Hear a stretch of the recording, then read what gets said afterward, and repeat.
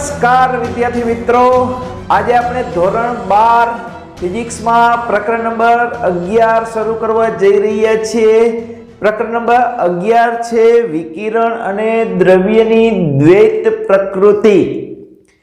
આપણે અત્યાર સુધી જે કંઈ ચેપ્ટર ભણ્યા છીએ એમાં આપણે વિદ્યુત ક્ષેત્ર અને ચુંબકીય ક્ષેત્ર એકબીજા સાથેનો સંબંધ ભણેલા છે। ત્યારબાદ એના ઉપરથી વિદ્યુત ચુંબકીય તરંગો એટલે કે પ્રકાશના તરંગો એ વિદ્યુત ચુંબકીય તરંગો છે, એટલે કે વિકિરણ જે છે એ તરંગ સ્વરૂપ ધરાવે છે એ આપણને ખબર છે, અને દ્રવ્ય જે છે એને કણ સ્વરૂપ ધરાવે છે એ પણ આપણે ખબર છે। પરંતુ આ પ્રકરણની અંદર આપણે કંઈક એવું ભણવાનું છે કે વિકિરણની બે પ્રકારની પ્રકૃતિ હોઈ શકે, એટલે કે વિકિરણ જે છે એ તરંગ સ્વરૂપે તો વર્તે જ છે, પરંતુ સાથે સાથે કણ સ્વરૂપે પણ વર્તતો હોવો જોઈએ એવી સાબિતીઓને આપણે એકઠી કરવાની છે। એવા પ્રૂફ પુરાવાઓ આપણે ભેગા કરવાના છીએ કે વિકિરણ જે છે એ તરંગ પ્રકૃતિ તો ધરાવે છે, એ તો સ્વાભાવિક છે, એ નેચરલી આપણે સમજી શકીએ છીએ, પરંતુ એ દ્રવ્ય સ્વરૂપ એટલે કે કણ સ્વરૂપ પણ ધરાવે છે એવા પ્રૂફ ભેગા કરવા છે, બરાબર।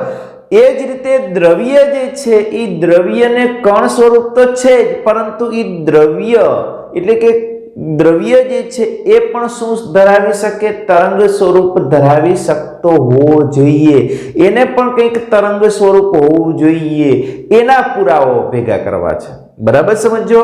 વિકિરણ તરંગ સ્વરૂપ છે એના ઘણા બધા પુરાવાઓ છે આપણી પાસે, અને એ તો સ્વાભાવિક છે, એને આપણે સમજી શકીએ છીએ, પરંતુ એ કણ સ્વરૂપ ધરાવે છે એ આપણે સમજવું। એટલે વિકિરણ અને દ્રવ્યનો દ્વૈત સ્વભાવ એ નામનું એટલે કે દ્વૈત પ્રકૃતિ એ નામના પ્રકરણની આપણે શરૂઆત કરવા જઈ રહ્યા છીએ।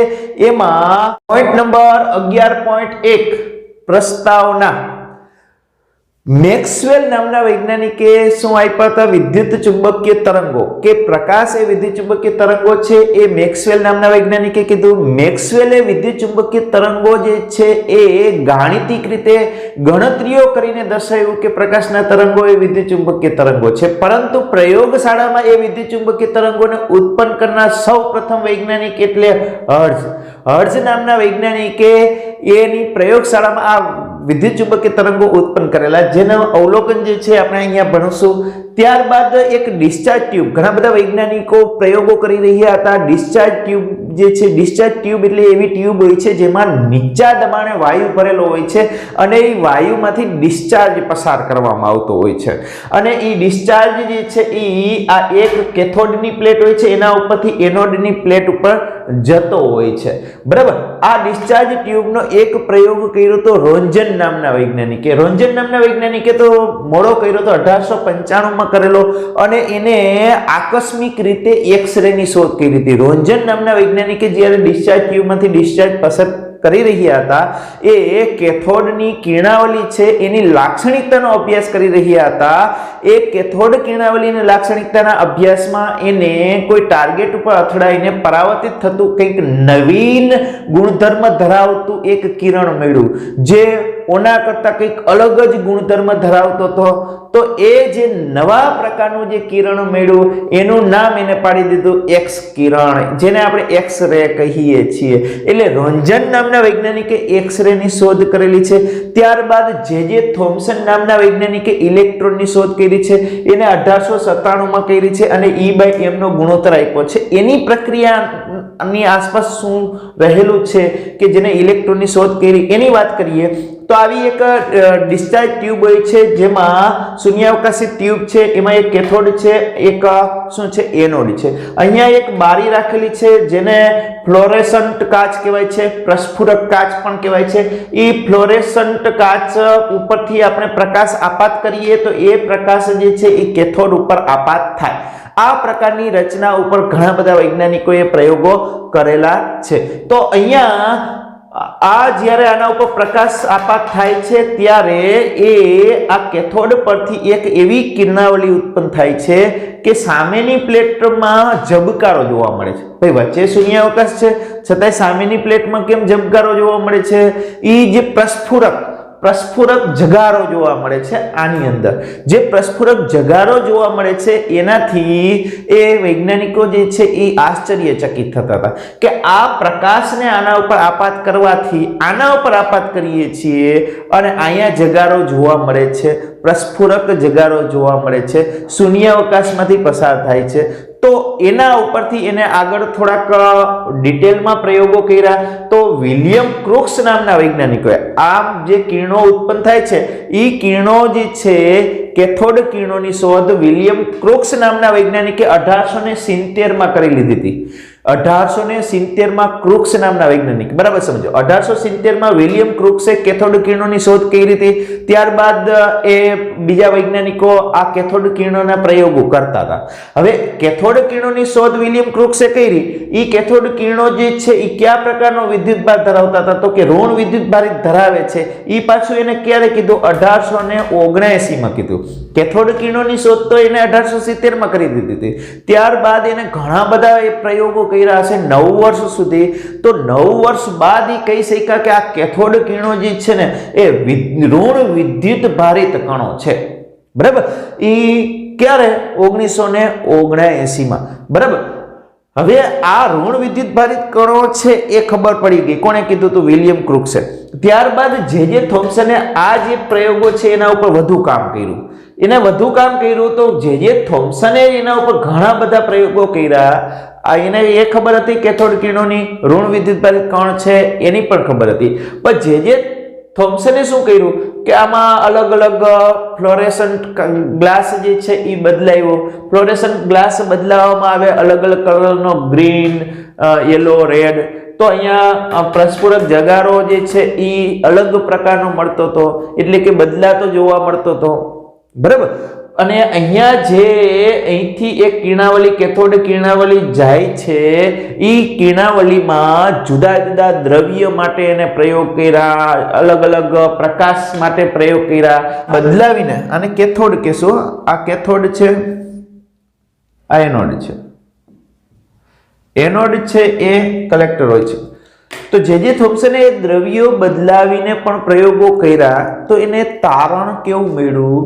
તો કે અહીંથી જે કિરણાવલી ઉત્પન્ન થાય છે એમાં એક ગુણોત્તર મળ્યો, જે E/m નો ગુણોત્તર, એને નામ આપ્યું. એ ગુણોત્તર અચળ રહેતો હતો.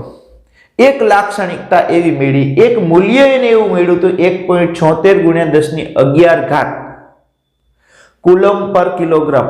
આ મૂલ્ય જે છે એ દ્રવ્યના પ્રકાર કે ડિસ્ચાર્જ વાયુ કે વગેરે પર આધારિત નહોતું. તો જે થોમ્સને એને E/m નો ગુણોત્તર કહી દીધો. E/m નો ગુણોત્તર ત્યારે તો એને એક અચળાંક જ આપ્યો હતો, 1.76 ગુણ્યા. E/m નો ગુણોત્તર છે એ ખબર નહોતી, પણ કંઈક આવું મૂલ્ય જે છે એ અચળ મળે છે પ્રયોગો કરવાથી. તો પછી એને ખબર પડી કે એક જ પ્રકારનો ગુણધર્મ, કોઈ પણ મટીરીયલ લઈએ, કોઈ પણ પ્રકારનો વાયુ, અંદર વાયુ બદલાવીએ તો પણ એક જ પ્રકારનો ગુણધર્મ ધરાવતા કણો ઉત્પન્ન થાય છે. અને કેવા છે? ઋણ વિદ્યુત ભારિત કણો ઉત્પન્ન થાય છે, એ પણ આપણે ખબર હતી. એ કણનું નામ જે થોમ્સને આગળ જતા ઇલેક્ટ્રોન આપ્યું. એ નામ કેવું, શું આપ્યું? ઇલેક્ટ્રોન. કોને? જે થોમ્સને એ કણનું નામ શું આપ્યું? ઇલેક્ટ્રોન. 1897 માં શોધ કરી હતી. આ ઇલેક્ટ્રોન નામ આપ્યું. એ ઇલેક્ટ્રોનની શોધ બદલ જે થોમ્સનને 1906 માં નોબેલ પ્રાઇઝ આપી. 1906 માં એમને નોબેલ પ્રાઇઝ આપવામાં આવેલી. કોને? જે થોમ્સનને. બરાબર. ત્યારબાદ વાત કરીએ તો અમેરિકન વૈજ્ઞાનિક છે R.A. મિલિકન. એ અમેરિકન વૈજ્ઞાનિક R.A. મિલિકને શું કર્યું? તો કે R.A. મિલિકને એક બૂંદનો પ્રયોગ કર્યો. તેલ ના ટીપાનો ઉપર એને પ્રયોગ કર્યો, અલગ અલગ બુંદ નાના કરતા જાય અને એના ઉપરનો વિદ્યુતભાર ઘણી ઓઇલ ડ્રીપ કહેવાય છે, ઓઇલ ડ્રોપનો પ્રયોગ, એના ઉપરનો વિદ્યુતભાર એ ગણતા ગયા તો એકલો વિદ્યુતભાર ન મળે, પણ એને જે જથ્થો મળતો હતો ને એ જથ્થા સાથે એમાં અણુઓ જે છે, ઓલા પરમાણુઓ જે છે એની સંખ્યા વડે ભાગાકાર કરતા હતા તો એને જે મળતો હતો એ 1.602 × 10⁻⁹ કુલમના ક્રમનો મળતો હતો. વિદ્યુતભાર ભાગ્યા સંખ્યા કરીએ તો Q = Ne, તો આ Q = Ne છે, એમાં n વડે Q ને n વડે ભાગાકાર કરી નાખીએ તો એક E મળતો હતો. આ એક E જે છે એ અચળ મળતો હતો, તો એને બધા ડ્રોપ ઉપર આના પૂર્ણ ગુણાંકમાં જ વિદ્યુતભાર મળતો હતો. તો એના ઉપરથી મિલિકન ઇલેક્ટ્રોનનો વિદ્યુતભાર શોધી શક્યા કે ઇલેક્ટ્રોનનો વિદ્યુતભાર કેટલો હોય છે, તો કે E બરાબર 1.602 × 10⁻⁹ કુલમ. એ ઇલેક્ટ્રોનનો વિદ્યુતભાર શોધવાનો ફાળો કોના નામે જાય છે, તો કે મિલિકનના નામે જાય છે. ત્યારબાદ E નું મૂલ્ય મિલિકને શોધ્યું અને E/m નો ગુણોત્તર જે થોમ્સને શોધ્યો. આ બંનેનો ઉપયોગ કરીને આપણે ઇલેક્ટ્રોનનું દળ શોધી શક્યા. ઇલેક્ટ્રોનનું દળ 9.1 × 10⁻31 kg હોય છે, બરાબર. તો આ રીતે બધા વૈજ્ઞાનિકોએ જે પ્રયોગો કર્યા છે એ બધા એકબીજા ઉપર આધારિત હોય છે, એકબીજાના સિદ્ધાંતો નિયમોનો ઉપયોગ કરી અને બીજા આગળ સંશોધન એમાં નવીનતા લાવવાનો પ્રયત્ન કરતા હોય છે. તો તમારે પણ આ બધા પ્રયોગો જે છે એને સમજવાના છે. હજુ આમાં ઘણું બધું સંશોધન કરવાનું બાકી છે જે તમારા ફાળે છે, બરાબર, તમારે કરવાનું જ છે. આગળ હવે આપણે પોઈન્ટ બીજો જોઈએ તો 11.2 ઇલેક્ટ્રોનનું ઉત્સર્જન. આ 11.2 માં શું છે, ઇલેક્ટ્રોનનું ઉત્સર્જન. આ પોઈન્ટની અંદર પ્રશ્ન કેવા પ્રકારનો બની શકે એની વાત કરીએ તો ધાતુમાંથી ઇલેક્ટ્રોન ઉત્સર્જન માટે વર્ક ફંક્શનની વ્યાખ્યા આપો, તેનો એકમ અને તેનું મૂલ્ય શાના પર આધાર રાખે છે. વર્ક ફંક્શન, જેને કાર્ય વિધેય કહીએ છીએ. કાર્ય વિધેય ગુજરાતી શબ્દ છે, પરંતુ વર્ક ફંક્શન ઇંગ્લિશ શબ્દ વધારે પ્રચલિત છે, એટલે વર્ક ફંક્શન વધારે બોલાતો હોય છે. તો એ વર્ક ફંક્શન શું છે એની આપણે વાત કરવાના છીએ. તો એ પહેલા આપણે વાત કરીએ તો ધાતુ જે છે એ ધાતુ પદાર્થ જે છે એનામાં મુક્ત ઇલેક્ટ્રોન હોય છે અને મુક્ત ઇલેક્ટ્રોન જ એની વાહકતા માટે જવાબદાર હોય છે. અને સપાટી પરથી મુક્ત ઇલેક્ટ્રોનને છટકી જવું છે. કોઈ ધાતુ પદાર્થ હોય, આ દાખલા તરીકે એક ધાતુ પદાર્થ છે, આ ધાતુ પદાર્થ છે, તો આમાંથી ઇલેક્ટ્રોનને છટકી જવું છે ભાઈ. તો આમાંથી ઇલેક્ટ્રોનને છટકી જવું છે તો ઇલેક્ટ્રોન બહાર નીકળશે, વળી પાછો અંદર ગાપચી મારીને વહી જશે. કેમ? તો કે ધન વળી પાછું, જો શરૂઆતમાં તટસ્થ છે, જો ઇલેક્ટ્રોન બહાર નીકળશે તો આ ધન વિદ્યુતભાર થશે અને ધન વિદ્યુતભાર ઇલેક્ટ્રોનને પાછો ખેંચી લેશે. એ નીકળવાનો પ્રયત્ન કરે છે, ધન વિદ્યુતભાઈને પાછો ખેંચી લે છે, બરાબર. તો ઇલેક્ટ્રોન જે છે એ આ ધન આયનો જે છે એની વચ્ચે લાગતું આકર્ષણ બળના કારણે બહાર છટકી શકતો નથી. હા, એ મુક્ત ઇલેક્ટ્રોન પાસે ઉષ્મીય ઉર્જા છે એટલે એ બહાર છટકવાનો પ્રયત્ન કરે છે. ઉષ્મીય ઉર્જા જે રૂમ ટેમ્પરેચરના કારણે છે, બરાબર. પરંતુ ધન વિદ્યુતભાર એને આકર્ષી રાખે છે, ધન વિદ્યુતભાર એને આકર્ષી રાખે છે. પણ જો એ ઇલેક્ટ્રોનને આ આકર્ષી બળ, ધન વિદ્યુતભાર અને ઇલેક્ટ્રોન વચ્ચે લાગતું આકર્ષી બળ જે છે એના કરતા પણ એ આકર્ષી બળને ઓળંગી જાય એટલી પૂરતી ઉર્જા બહારથી મળી જાય તો ઇલેક્ટ્રોન શું કરશે, એ છટકી જશે. શેમાંથી છટકી જશે? ધાતુમાંથી છટકી જશે. પણ એને કોક બહારથી ખેંચવા વાળો જોઈએ છે અથવા એને બહારથી કોઈ ઉર્જા આપવા વાળો જોઈએ છે કે જેનાથી એ ઇલેક્ટ્રોન ધાતુની સપાટીમાંથી બહાર છટકી શકે, બરાબર. તો એ કાર્ય વિધેય, એના ઉપરથી જ આપણે કાર્ય વિધેયની વ્યાખ્યા દેશું કે ધાતુની સપાટીમાંથી ઇલેક્ટ્રોનને છટકી જવા માટે જરૂરી લઘુત્તમ ઉર્જાને, બરાબર, કે કાર્ય કરવું પડશે એને ખેંચવા માટે, બરાબર.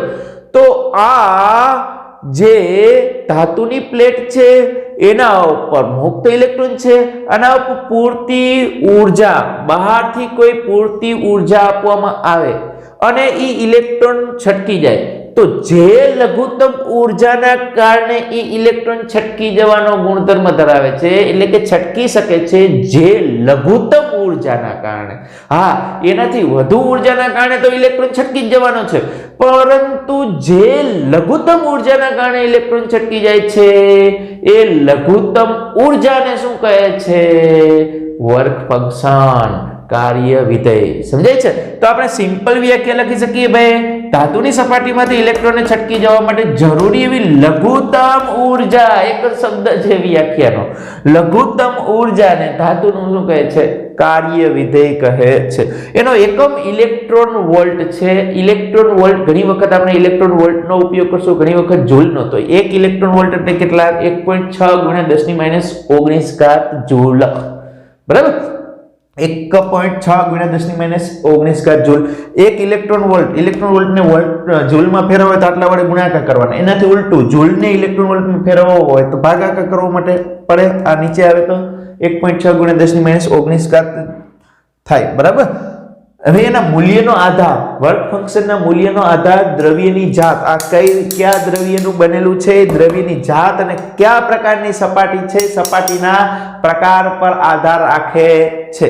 બરાબર? દ્રવ્યની જાત અને સપાટીના પ્રકાર પર આધાર રાખે છે. એના પછીનો પ્રશ્ન બને, આ એક પ્રશ્ન સરસ મજાનો આપણે કીધો, વર્ક ફંક્શનની વ્યાખ્યા, એકમ અને શેના ઉપર આધાર રાખે છે એની વાત કરી. હવે આપણે વાત કરીએ ધાતુમાંથી ઇલેક્ટ્રોન જે છે એનું ઉત્સર્જન મેળવવાની રીત લખીને સમજાવો, એ પ્રકારનો પ્રશ્ન. હવે આ ધાતુમાંથી ઇલેક્ટ્રોનને ઉત્સર્જન કરવાની આપણી પાસે મેથડ કેટલી? આપણે આને બહાર કાઢવો છે ઇલેક્ટ્રોન, તો કેટલી રીતે કાઢી શકીએ ભાઈ? ઇલેક્ટ્રોનના ઉત્સર્જન મેળવવાની રીત કેટલી છે? તો કે આપણી પાસે 3 રીત છે. કેટલી રીત છે? 3 રીતે આપણે ઇલેક્ટ્રોનને બહાર કાઢી શકીએ. કઈ?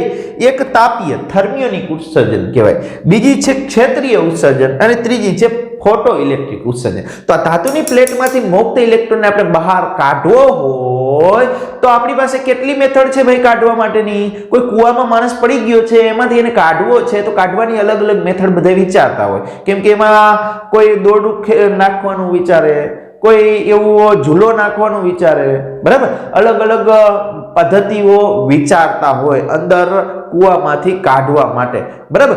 તો અહીંયા પાણી કાઢવાની પદ્ધતિ પહેલાના જમાનામાં અલગ અલગ હતી, કૂવામાંથી પાણી ખેંચવાની. હવે મોટરોનો ઉપયોગ કરીએ છીએ, પહેલા અલગ અલગ હતી પદ્ધતિ. બરાબર છે? એવી રીતે અહીંયા ધાતુની પ્લેટમાંથી ઇલેક્ટ્રોનને કાઢવા માટેની પદ્ધતિ આપણી પાસે 3 છે: તાપીય ઉત્સર્જન, ક્ષેત્રીય ઉત્સર્જન અને ફોટો ઇલેક્ટ્રિક ઉત્સર્જન. બરાબર સમજો. હવે તાપીય ઉત્સર્જન કેને કહેવાય? તો કે જ્યારે એ ધાતુને ગરમ કરવામાં આવે, એને ઉષ્મા ઉર્જા આપવામાં આવે. શું કરવામાં આવે? ઉષ્મા. આને પૂરતી ઉષ્મા ઉર્જા આપવામાં આવે અને ઇલેક્ટ્રોન એમાંથી બહાર ઉત્સર્જાય તો એને શું કહેવાય? તાપીય ઉત્સર્જન કહેવાય. ગરમ કરીને, તાપમાન આપીને, ઉષ્મા આપીને શું કરાય? ઇલેક્ટ્રોનનું ઉત્સર્જન કરવામાં આવતું હોય તો એને તાપીય ઉત્સર્જન કહે છે. ક્ષેત્રીય ઉત્સર્જન સ્પાર્ક વાળો ઓલો પ્લગ હોય, તમે જોયું હોય તો પ્લગ, બાઇકમાં એમાં સ્પાર્ક પ્લગ હોય. બરાબર? તો એ પ્લગ જે છે, એ સ્પાર્ક પ્લગ જે છે એ ક્ષેત્રીય ઉત્સર્જન જ છે ભાઈ. આપણે એકદમ ઝડપથી કિક મારશું તો પ્રચંડ વિદ્યુત ક્ષેત્ર આપીએ. પ્રચંડ વિદ્યુત ક્ષેત્ર એટલે કે આ પ્લેટને ખૂબ જ ઊંચા વિદ્યુત ક્ષેત્રમાં મૂકીએ તો પ્લેટને ખૂબ જ ઊંચા વિદ્યુત ક્ષેત્રમાં મૂકતા આ પ્લેટ છે એને વિદ્યુત ક્ષેત્રમાં મૂકીએ. આ વિદ્યુત ક્ષેત્ર છે, સમજો. આ વિદ્યુત ક્ષેત્ર પૂરતું ઊંચું વિદ્યુત ક્ષેત્ર હોય તો ઇલેક્ટ્રોન શું કરશે? ઇલેક્ટ્રોન વિદ્યુત ક્ષેત્રની વિરુદ્ધ દિશામાં જવા પ્રયત્ન કરશે. આમ તો પ્રયત્ન કરી અને ઇલેક્ટ્રોન બહાર છટકી જશે. વિદ્યુત ક્ષેત્ર એને બહાર છટકી જવા માટે પૂરતી ઉર્જા પૂરી પાડે છે તો એને ક્ષેત્રીય ઉત્સર્જન કહેવાય અથવા કોલ્ડ ઉત્સર્જન કહેવાય. ગરમ કર્યા વગર ઇલેક્ટ્રોનનું ઉત્સર્જન એટલે કોલ્ડ ઉત્સર્જન કહેવાય છે. અને ક્ષેત્રીયનો ઇંગ્લિશ એટલે કે ફિલ્ડ ઉત્સર્જન પણ કહેવાય છે. ફિલ્ડ ઉત્સર્જન પણ કહેવાય છે. બરાબર? તો પૂરતી ઉર્જા વાળું વોલ્ટેજ એટલે કે વિદ્યુત ક્ષેત્ર લગાવીને પણ આપણે ઉત્સર્જન કરી શકીએ. ત્યારબાદ છે ફોટો ઇલેક્ટ્રિક ઉત્સર્જન, જે ખૂબ જ ઉપયોગી છે. આ ફોટો ઇલેક્ટ્રિક ઉત્સર્જન જે છે એ આપણે ખૂબ જ ઉપયોગી છે. ઘણા બધા વૈજ્ઞાનિકોએ આના ઉપર ઘણા બધા પ્રયોગો કરેલા છે, ફોટો ઇલેક્ટ્રિક ઉત્સર્જન. અને એના ઉપરથી જ આપણે એવી સાબિતી મેળવવા જઈ રહ્યા છીએ કે વિકિરણ પણ દ્રવ્ય સ્વરૂપ એટલે કે કણ સ્વરૂપ ધરાવે છે એવી સાબિતી માટેની મહત્વની એક આપણી મેથડ જે છે એ શું છે? ફોટો ઇલેક્ટ્રિક ઉત્સર્જન. તો આપણે આ ચેપ્ટરની અંદર મેઇન પોઈન્ટ જે છે એ આ સમજવાના છીએ. હવે એના પછીનો પોઈન્ટની ચર્ચા કરીએ તો પોઈન્ટ નંબર 11.3. બરાબર, 11.3. અહીંયા આપણે આ બધા પોઈન્ટ એકબીજા ઉપર આધારિત છે એટલે લઈ લઈએ છીએ, એટલે થોડોક વિડીયો મોટો થઈ જશે, પરંતુ તમે શાંતિથી સાંભળશો અને સમજવાનો પ્રયત્ન કરશો તો એકદમ સરળ લાગશે, તમને કંટાળો જરાય નહીં આવે. બરાબર છે, એક બે વખત વિડીયો જોઈ લેવાનો એટલે યાદ પણ રહી જશે. તો 11.3 જોઈએ તો ફોટો ઇલેક્ટ્રિક અસર, જે ફોટો ઇલેક્ટ્રિક ઉત્સર્જન છે એના ઉપરથી જ છે. ફોટો ઇલેક્ટ્રિક અસર એમાં જુદા જુદા વૈજ્ઞાનિકોએ જુદો જુદો ફાળો આપ્યો છે. પેલા હર્ઝ નામના વૈજ્ઞાનિકે પ્રયોગ કર્યા. મેં હમણાં અહીંયા વાત કરી હતી કે હર્ઝનો અવલોકન આપણે સમજશું તો હર્ઝ નામના વૈજ્ઞાનિકે 1887 માં પ્રયોગ કર્યા. ક્યારે કર્યા હતા? 1887 માં. મેક્સવેલે વિદ્યુતચુંબકીય તરંગ કીધું, પછી વિદ્યુતચુંબકીય તરંગો ઉત્પન્ન કરવા માટે 1887 માં હર્ઝે પ્રયોગ કર્યા. પછી આ રોન્જન, જે થોમ્સન ને એ બધા પછી કર્યા. બરાબર. તો હર્ઝ નામના વૈજ્ઞાનિકે સ્પાર્કના ડિસ્ચાર્જનો ઉપયોગ કરતા હતા. એને એવો પ્રકારનું બનાવ્યું હતું, ગોળાઓ અને સળિયાનો ઉપયોગ કરીને એક સ્પાર્ક ગેપ બનાવી હતી. આવા ગોળાઓ અને સળિયા ઉપયોગ કરી સ્પાર્ક ગેપ, અને આની સાથે એસી આવૃત્તિ જોડેલી હતી. આની સાથે આમ આ ગૂંચળું, ટૂંકમાં અહીંયા ગૂંચળું જોડેલું છે એટલે એસી. અને આ સ્પાર્ક ગેપમાંથી જે સ્પાર્ક ઉત્પન્ન થાય એ ડિટેક્ટર નોંધી શકે. બરાબર, અહીંયા સ્પાર્ક ગેપ ઉત્પન્ન કરે. આ સ્પાર્ક ગેપ અહીંયા ડિટેક્ટર રાખેલું, એ ડિટેક્ટર જે છે એ નોંધી શકે કે કેટલા વિદ્યુત ચુંબકીય તરંગો ઉત્પન્ન થાય છે, કેટલી તીવ્રતા છે.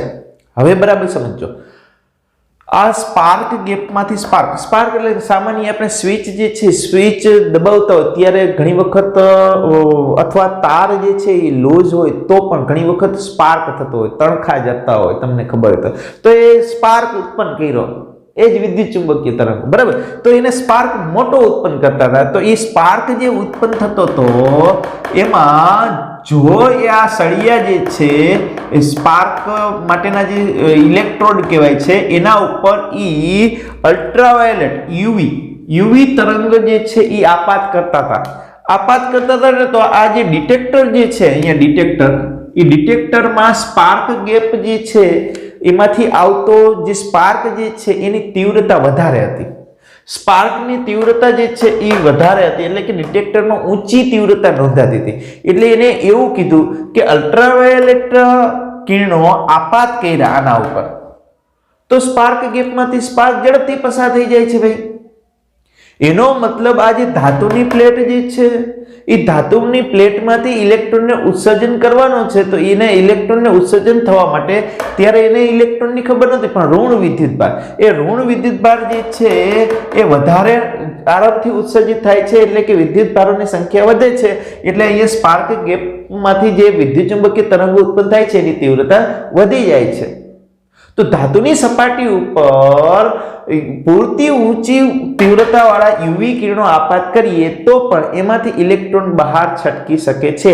આવું એવું હર્ઝ નામના વૈજ્ઞાનિકે અવલોકન કરેલું. બરાબર, ત્યારબાદ વાત કરીએ પ્રશ્ન નંબર 3 ની. તો ફોટોઇલેક્ટ્રિક અસર અંગે હોલવાસ અને લેનાર્ડના અવલોકનો જણાવવાના છે અને થ્રેશોલ્ડ આવૃત્તિની વ્યાખ્યા આપવાની છે. તો પહેલા લેનાર્ડનું અવલોકન શું છે? લેનાર્ડ નામના વૈજ્ઞાનિકે શું કર્યું? તો કે અહીંયા આવી એક વેક્યુમ ટ્યુબ બનાવી. આ જે ટ્યુબ છે એવી જ વેક્યુમ ટ્યુબ એને બનાવી અને એમાં સામસામે બે ઇલેક્ટ્રોડ રાખ્યા, એક ધન અને એક ઋણ, એવી રીતે ઇલેક્ટ્રોડ રાખેલા. આ બે ઇલેક્ટ્રોડ, ટૂંકમાં ઇલેક્ટ્રોડ મતલબ ધાતુની પ્લેટ. કેથોડ અને એનોડ કહેશું.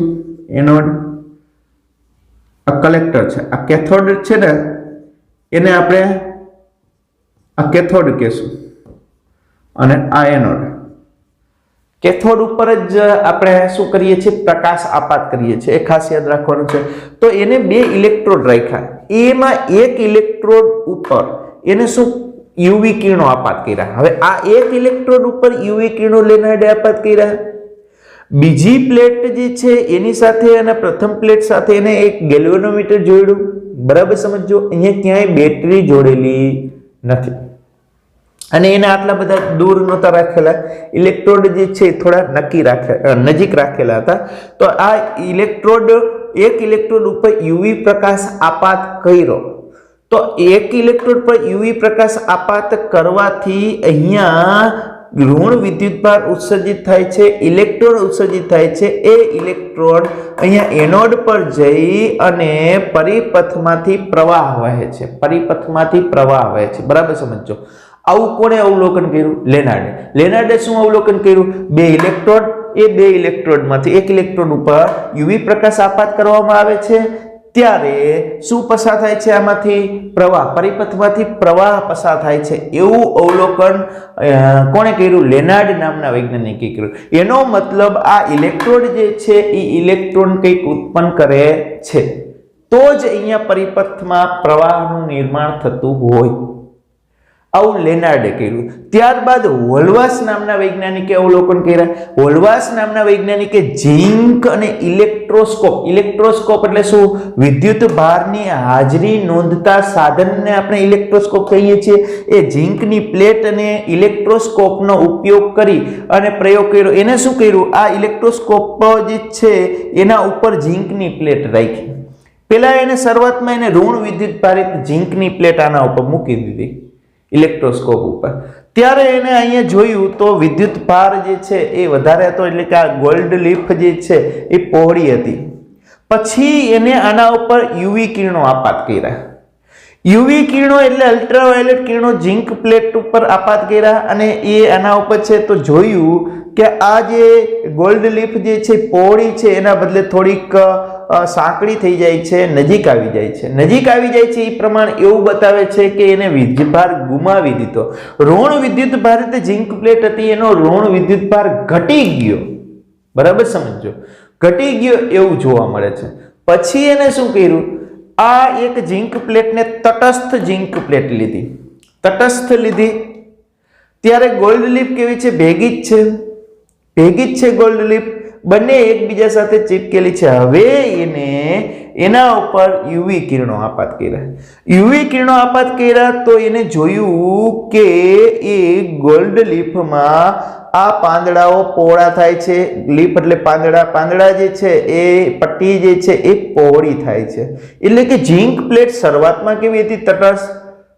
યુવી કિરણો આપાત કરવાથી કેવી થાય છે? પહોળી થાય છે. એનો મતલબ ઝિંક પ્લેટ વિદ્યુત ભારિત થઈ ભાઈ. તટસ્થમાંથી વિદ્યુત ભારિત થઈ. શું આપાત કર્યું? યુવી કિરણો આપાત કરવાથી. પછી એને વળી પાછો એક પ્રયોગ કર્યો. ઝિંકની પ્લેટ જે છે ધન વિદ્યુત ભારિત લીધી, એને ધન વિદ્યુત ભારિત કરી. બરાબર. અલગ અલગ મટીરીયલ સાથે ઘસવાથી એ પ્રકારે વિદ્યુત ભારિત થાય, તમને ખબર છે. તો ધન વિદ્યુત ભારિત થાય એવા મટીરીયલ સાથે ઘસી અને ઝિંકની પ્લેટ જે છે એ ધન વિદ્યુત ભારિત કરી. બરાબર સમજો. હવે એને આ ઇલેક્ટ્રોસ્કોપ ઉપર રાખેલી છે, ધન વિદ્યુત ભારિત છે, પહોળી છે. બરાબર, ગોલ્ડ લીફ. હવે યુવી કિરણો આપાત કર્યા તો આ જે પહોળાઈ છે વધારે પહોળાઈ થઈ. તો એનો મતલબ ધન વિદ્યુત ભારિત પ્લેટ વધુ ધન વિદ્યુત ભારિત થઈ. તો આ બધામાં કોમન વસ્તુ શું હતી? ઋણ વિદ્યુતભાર ઓછો થયો. ઋણ વિદ્યુત ભારિત પ્લેટ એનો વિદ્યુતભાર ગુમાવ્યો એટલે ઓછી થઈ. તટસ્થ પ્લેટ વિદ્યુત ભારિત થઈ અને ધન વિદ્યુત ભારિત પ્લેટ વધુ ધન વિદ્યુત ભારિત થઈ. ત્રણેય વસ્તુમાં કોમન શું હતી? ઋણ વિદ્યુતભાર ઓછો થયો. એનો મતલબ ઇલેક્ટ્રોન જે છે એ ઓછો થયો. એનો મતલબ શું? યુવી કિરણો આપાત કરવાથી એ સપાટીમાંથી ઇલેક્ટ્રોનનું શું થાય છે? ઉત્સર્જન થાય છે. આવા નિર્ણય ઉપર આવે છે. ક્લિયર થઈ ગયું? બરાબર. તો હવે આપણે આના ઉપરથી થ્રેશોલ્ડ આવૃત્તિની વ્યાખ્યા એકદમ સિમ્પલ રીતે આપી શકીએ. શું છે? લઘુત્તમ આવૃત્તિને થ્રેશોલ્ડ આવૃત્તિ કહેવાય. શેની લઘુત્તમ આવૃત્તિ ભાઈ? તો કે ધાતુની સપાટી પર પૂરતી આવૃત્તિ એટલે કે એટલી આવૃત્તિ વાળો પ્રકાશ આપાત કરવામાં આવે કે જેના કારણે ઇલેક્ટ્રોન બહાર છટકી શકે. એટલે કે જો ધાતુની સપાટી પર અથવા જે આવૃત્તિ માટે શું ઇલેક્ટ્રોનનું ઉત્સર્જન થાય તે જરૂરી લઘુત્તમ આવૃત્તિને થ્રેશોલ્ડ આવૃત્તિ કહે છે. જે આવૃત્તિના પ્રકાશ માટે ધાતુની સપાટીમાંથી ઇલેક્ટ્રોનનું ઉત્સર્જન થાય તે લઘુત્તમ આવૃત્તિને થ્રેશોલ્ડ આવૃત્તિ કહે છે. એટલે ધાતુના વર્ક ફંક્શનમાં જે આવૃત્તિ હોય એ થ્રેશોલ્ડ આવૃત્તિ જ હોય. કેમ કે લઘુત્તમ ઉર્જા એને ધાતુનું વર્ક ફંક્શન કહીએ છીએ, તો થ્રેશોલ્ડ આવૃત્તિ એટલે લઘુત્તમ આવૃત્તિ. એટલે જે આવૃત્તિ માટે શું ઇલેક્ટ્રોનનું ઉત્સર્જન થતું હોય તે લઘુત્તમ આવૃત્તિને થ્રેશોલ્ડ આવૃત્તિ કહે છે. અને તે દ્રવ્યના પ્રકાર પર આધાર રાખે છે. કયા પ્રકારનું દ્રવ્ય છે, ધાતુ કયા પ્રકારની છે એના ઉપર આધાર રાખે છે. તો અહીંયા આપણે સરસ મજાના 3 પ્રશ્નની ચર્ચા કરી, પ્રસ્તાવનાની ચર્ચા કરી. એટલે ચેપ્ટરની અંદર ધીમે ધીમે પ્રવેશ કરી રહ્યા છીએ. નેક્સ્ટ લેક્ચરમાં ફરી પાછા નેક્સ્ટ ટોપિક લઈને આવશું. તમારે દરેક વિડીયો વ્યવસ્થિત 2 વખત જોઈ લેવાના. રિવિઝન કરવું હોય ત્યારે પણ તમે જોઈ શકો છો, અને નોટબુકમાં આ બધી નોંધ પણ કરી રાખજો. આનું જે મટીરિયલ જે છે, મોડ્યુલ જોતું હોય, થિયરીનું મોડ્યુલ ફક્ત 2-3 માર્ક્સમાં ઉપયોગી થાય, 2-3-4 માર્ક્સમાં ઉપયોગી થાય એવી થિયરીની વાત કરીએ છીએ. થિયરીનું જે મોડ્યુલ જે છે એ મોડ્યુલ જો કોઈ નવા વિદ્યાર્થી હોય અને એને ખબર ન હોય, જોતું હોય, તો આપણે ટેલિગ્રામમાં એક ચેનલ છે, એમાં સર્ચ કરવાનું ટેલિગ્રામની અંદર KBC science zone for GSCB, એમાંથી મળી જશે. એ સિવાય આપણો બ્લોગ પણ છે કેબીસી સાયન્સ ઝોન 2020 blogspot.com, એમાં પણ મળી જશે. બરાબર છે. તો આજે આટલું રાખીએ. બાકી તમે તમારી રીતે સાથે સાથે તૈયારી વ્યવસ્થિત ચાલુ કરી દેજો. બરાબર. થેન્ક યુ વિદ્યાર્થી મિત્રો.